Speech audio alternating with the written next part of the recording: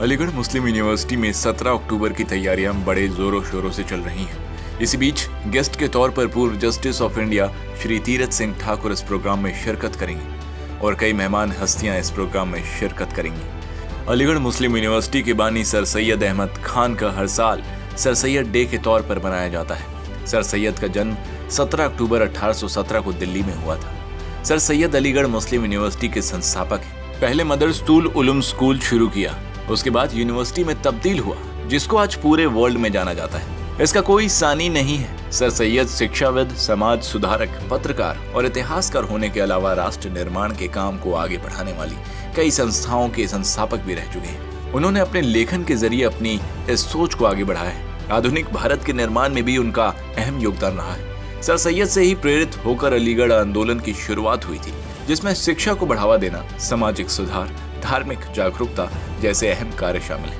یہ صرف یونیورسٹی تک ہی سیمت نہیں، خاص بات یہ ہے کہ انہوں نے کسی بھی چیز سے پہلے شکشا کو مہتو دیا۔ غورطلب ہے کہ سر سید کی 204ویں جینتی کو سر سید ڈے کے طور پر 17 اکتوبر کو منایا جاتا ہے۔ سبھی ہاسٹل میں ڈنر کرایا جاتا ہے، جو بہت خاص ہوتا ہے۔ یہاں پڑھا ہوا اسٹوڈنٹ دنیا بھر میں علی گڑھ کے نام سے جانا پہچانا جاتا ہے، جو اس کے لیے بڑی فخر کی بات ہوتی ہے۔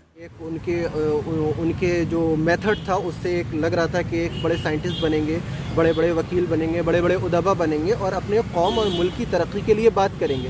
تو انہوں نے وہاں سے اس چیز کو آبزرویشن کیا۔ اس کے بعد ان کے دماغ میں آیا کہ اپنی قوم کو تعلیمی سطح پر جو ہے ان کو مضبوط کرنا چاہیے۔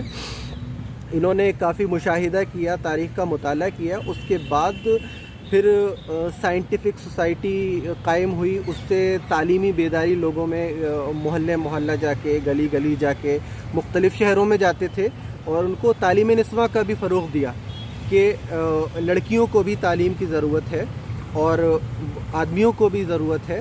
تو یہ ان کا ایک طریقہ تھا قوم کے لیے کام کرنے کا۔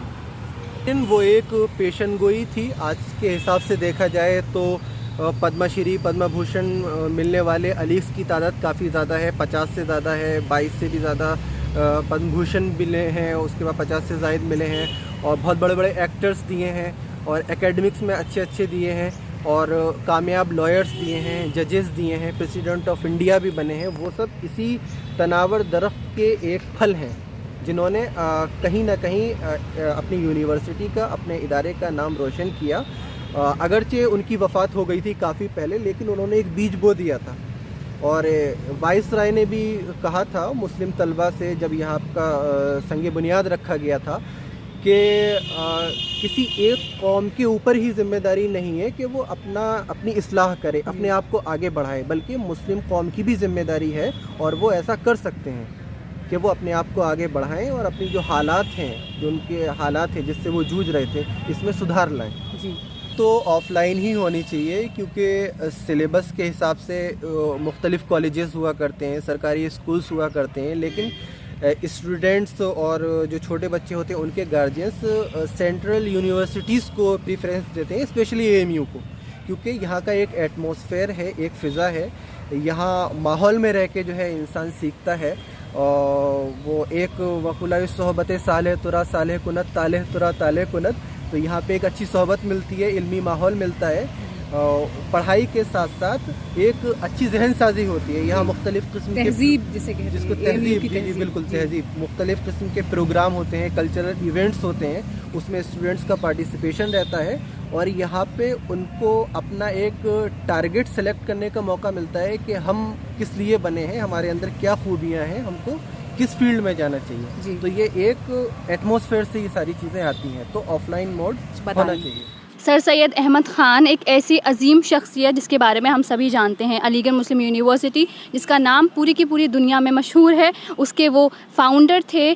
سر سید احمد خان کی جو پیدائش ہے وہ 17 اکتوبر 1869 کو ہوئی تھی۔ انہوں نے اپنی جو انیشیل ایجوکیشن تھی وہ اپنے گھر میں ایک ٹیوٹر کے دوارا ہی حاصل کی تھی۔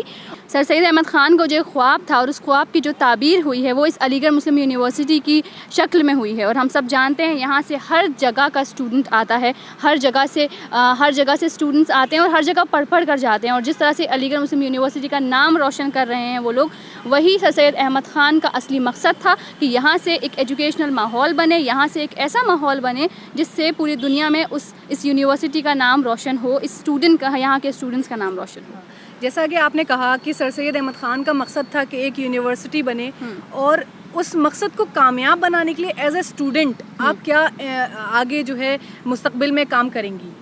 ایز اے اسٹوڈنٹ وہ ہم سے یہی چاہتے تھے کہ ایک ایجوکیشنل جو ہمارا ماحول بنا ہے اس کو ہم آگے لے کے جائیں. ایز اے اسٹوڈنٹ جو ہمیں کام کرنا چاہیے, جو ہم کر رہے ہیں اور کرتے رہیں گے, وہ یہی ہے کہ اس ماحول کو آگے بڑھانا ہے. جو انہوں نے ایک خواب دیکھا تھا اپنی مسلم کمیونٹی کو اس اندھیرے سے نکال کے روشنی کی طرف لانا, ان کا جو ایک ایجوکیشنل مقصد تھا, ایجوکیشنل وہ بہت زیادہ ویژنری تھے. ان کو پتا تھا کہ اگر کسی بھی انسان کو ایک بہتر پروگریسو ڈیولپمنٹ کے راستے پہ لانا ہے, اس کا صرف اور صرف ایک طریقہ ہے education. He thought that education is the only and the most powerful weapon to erase all the evils of the society, and this was the exact words of Sir Syed Ahmad Khan.